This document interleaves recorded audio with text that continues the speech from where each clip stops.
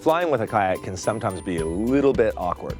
So a couple of tips that could help in being able to fly successfully with our boat would include, first, contacting the airlines in advance to see what their regulations are for being able to bring such a large piece of sports equipment with you on the plane.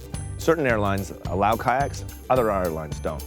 You need to ensure that a kayak is a piece of equipment that your airline is prepared to transport for you to your final destination. When you make your reservation, if you can ask to get a note put in your file that you're going to be bringing a large piece of sports equipment, that'll make a huge difference when you end up getting to the counter, that you don't end up having some type of disagreement with the person trying to check in as to whether you're permitted or not permitted to bring your boat. Packing your boat, you may as well use up some of that space and start loading some of your other equipment and things in there.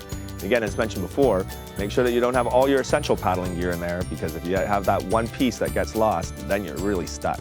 Once you get your boat loaded, you'll then want to make sure that you're able to really securely cover the cockpit area. You may want to use a cockpit cover of some sort, possibly your skirt or the cover that your boat came in. That way you'll ensure that nothing falls out of your boat in transport. With all of your gear, including your boat, make sure that you label it with your final destination, not just your initial landing point in country. If you have your final destination on there, that'll help the airlines get it out to you at a later date if necessary. It's also important when you're labeling your gear, rather than just putting your phone number, make sure you put your email address on it. With your email address, it's really easy for people to be able to contact you. If you only have your phone number, it can be difficult for them to get a hold of you trying to work out international exchanges on your phone. Sometimes certain airlines have a problem with the word kayak.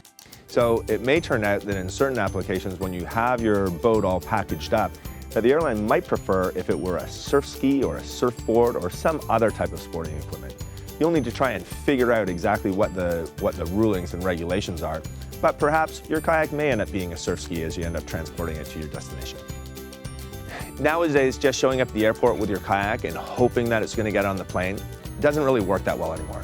It's better to be up front and try and figure that out in advance. When you're at the counter, make sure you smile a lot. It's going to be much easier for someone behind the counter to help you out in getting your boat on if you're amicable with them, than rather if you're there and kind of grumpy. As it turns out, it's also important to realize that there is a possibility you could end up at the airport and having everything all laid out perfectly, your boat could still be refused.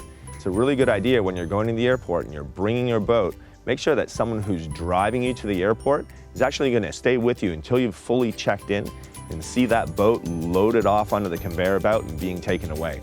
That way, in the event that for whatever reason your boat's refused, you still have someone who can take your boat, load it back up on their car, drive away, and you can figure out a rental boat when you get to your destination.